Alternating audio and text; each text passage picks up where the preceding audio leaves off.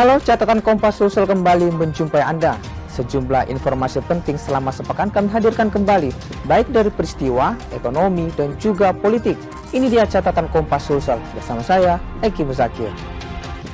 Kita buka catatan Kompas Sulsel, saudara. Banjir masih merendam permukiman warga di perumahan Antang, Blok 8, Kota Makassar, Sulawesi Selatan. Banjir yang masih tinggi membuat ratusan warga bertahan di posko pengungsian. Sebanyak 141 warga dari 35 kepala keluarga masih bertahan di posko pengungsian di Masjid Al-Mutakin, Kecamatan Manggala, Kota Makassar. Warga tak punya pilihan, banjir yang masih tinggi membuat mereka belum bisa kembali ke rumah masing-masing. Sepanjang sejarah kami kebanjiran ini yang tertinggi. Lebih atap ini ya? Oh lebih yang kemarin sampai atap, yang sekarang tinggal ujung segitiganya. Berapa meter itu Bu? 3 meter. Iya, hampir 3 meter karena di dalam ada tiang listrik, sama warga sudah diberi tanda 50 cm, 100 cm, sampai 200 cm, itu sudah tidak kelihatan 200 cm-nya. Tercatat ada 5 kecamatan terdampak banjir di Kota Makassar, yakni Kecamatan Biringkanaya, Manggala, Tamalate, Tamalan Rea, dan Manakukang. Akibat banjir, sebanyak 960 keluarga yang terdiri 3.653 jiwa mengungsi ke 38 titik pengungsian. Arif Tirtana, Kompas TV, Makassar. Banjir yang kerap menerjang Makassar seolah jadi tamu tahunan. Sejumlah langkah sejatinya sudah dilakukan untuk mengatasi banjir ini. Namun hingga kini belum juga bisa terselesaikan. Para kepala daerah baru dinantikan dan juga diharapkan bisa memberi solusi pasti soal banjir di Kota Daeng. Warga Perumnas Antang, Makassar untuk kedua kalinya harus mengungsi akibat banjir. Mereka terpaksa meninggalkan rumah usai banjir kembali menggenangi rumah mereka hanya dalam 3 bulan terakhir. Banjir di Blok 8 dan juga 10 ini selalu datang saat curah hujan tinggi. Banjir pun seolah jadi tamu tahunan yang hingga kini belum ada solusinya. Soal kebijakan dan juga cara untuk mengatasi banjir sudah kerap diterapkan.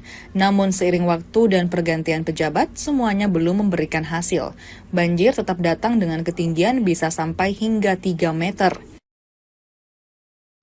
Memang ke depan harus kita pikirkan solusi permanen untuk menyelesaikan, karena laporan dari warga hampir tiap tahun kejadian sama. Desember kemarin juga tahun 2004 terdampak, dan tahun ini dampaknya semakin besar. Oleh karena itu memang harus dipikirkan bagaimana mitigasi ini supaya bencana dampak banjir ini tidak terulang kembali. Ini perlu duduk bersama-sama nih, Pemkop sama Pemprov dan semua yang Kementerian PU juga tentunya untuk melihat seperti apa dalam pengelolaan banjir di Kota Makassar. Banjir di Kecamatan Manggala ini mengakibatkan 1.000 lebih warga terdampak. Mereka harus mengungsi ke sejumlah titik demi menghindari kepungan air. Bantuan bagi warga korban banjir kerap datang saat musibah ini terulang.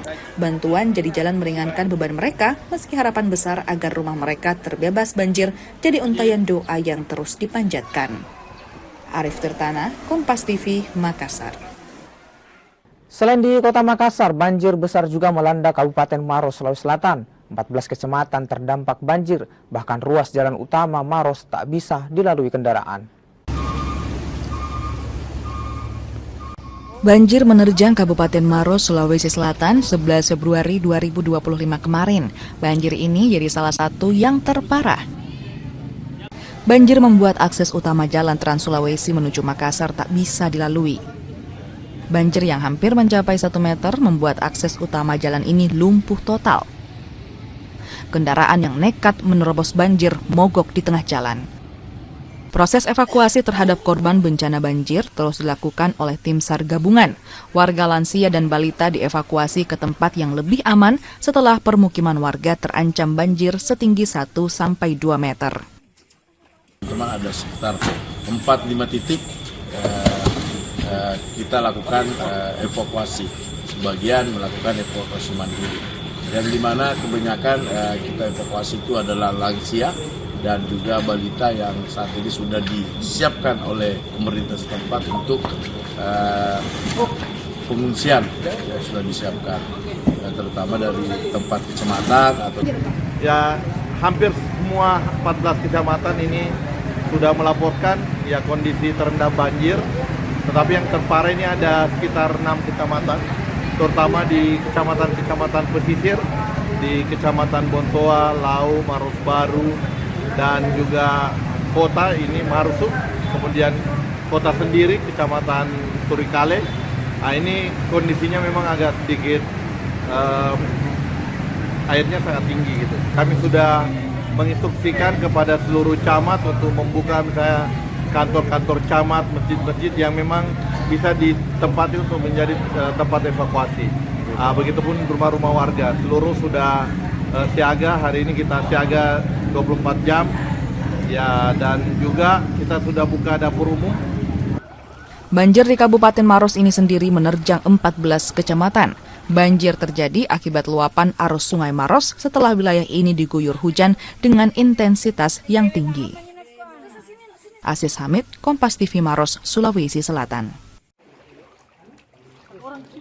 Sejumlah petugas tim SAR terseret arus saat melakukan evakuasi terhadap warga korban banjir di Maros, Sulawesi Selatan. Beruntung mereka dan warga yang dievakuasi berhasil diselamatkan.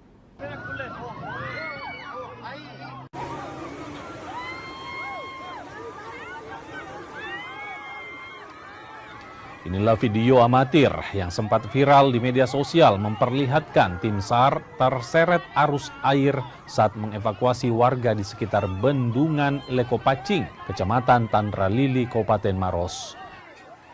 Derasnya arus sungai membuat perahu karet yang ditumpangi oleh tim SAR tidak mampu bertahan. Perahu itu kemudian terbawa arus membuat tim SAR harus melompat menyelamatkan diri sebelum terbentur di bendungan. Sejumlah warga yang menyaksikan kejadian ini mencoba memberikan pertolongan dengan melemparkan pelampung dan tali sebagai pegangan bagi tim yang terbawa arus. Setelah terseret arus deras, seluruh tim rescue akhirnya berhasil diselamatkan dan dievakuasi ke tempat aman. Alhamdulillah semua tim SAR tadi yang rencana melakukan evakuasi terhadap warga yang terjebak banjir berpegangan di pohon dan rencana akan dievakuasi oleh tim SAR, tetapi naasnya tim SAR mengalami gangguan mesin perahunya sehingga terbawa arus. Beruntung semua teman-teman tim SAR itu menggunakan alat pelindung diri yang standar, safety, sehingga alhamdulillah semuanya selamat. Yang juga jadi topik hangat selama sepekan ini, saudara, ada eksekusi lahan di Makassar, Sulawesi Selatan yang berlangsung ricuh. Polisi terpaksa gunakan water cannon untuk membubarkan massa. Eksekusi lahan yang digelar Pengadilan Negeri Makassar di Jalan Petrani, Kota Makassar pada 13 Februari 2025 kemarin berlangsung ricuh. Massa mencoba menghalangi proses eksekusi. Bentrokan antara petugas kepolisian dan massa yang menolak eksekusi sempat terjadi. Polisi bahkan harus menggunakan meriam air atau water cannon untuk membubarkan massa. Total ada 9 ruko yang dieksekusi. Sengketa lahan sendiri terjadi antara Andi Baso Matutu sebagai pemohon eksekusi dan Saladin Hamad Yusuf sebagai penggugat. Pengadilan akhirnya memutuskan kepemilikan lahan sah adalah pihak penggugat. Ada diamankan karena dia menghalang-halangi jalannya eksekusi. Ada berapa diamankan, Pak? 2 kalau tidak salah. Tapi apa terhadap perlawanan senjata ini, Pak? Biasa perlawanan. Hanya batu, petugas, kan kami juga punya perlengkapan tameng itu untuk menghalang-halangi supaya tidak kena batu. Alhamdulillah tidak ada korban. Ini sudah aman ini. Dia sudah mengambil barangnya sendiri-sendiri. Di Kabupaten Goa, eksekusi rumah juga diwarnai kericuhan. Pihak tergugat histeris dan berusaha melawan petugas yang akan melakukan eksekusi. Kericuhan terjadi saat jurusita Pengadilan Negeri Sumbu Minasa, Kabupaten Goa, melakukan eksekusi terhadap bangunan rumah permanen seluas 9 are di Kelurahan Limbung, Kecamatan Bajeng, Goa, 10 Februari 2025. Pihak tergugat menolak rumah yang ditinggalnya selama puluhan tahun dieksekusi. Tergugat bahkan berusaha melawan petugas jurusita pengadilan dan juga pihak keamanan. Untuk ini dimenangkan oleh pihak pemohon eksekusi yaitu Kusi dan Lima. Ini dari tingkat Mahkamah Agung atau seperti? Untuk perkara ini sendiri sudah bergulir di tingkat PN, tingkat PT, tingkat kasasi, dan tingkat PK. Untuk kemenangan penggugat ini sendiri Pak, di tingkat PK atau apa?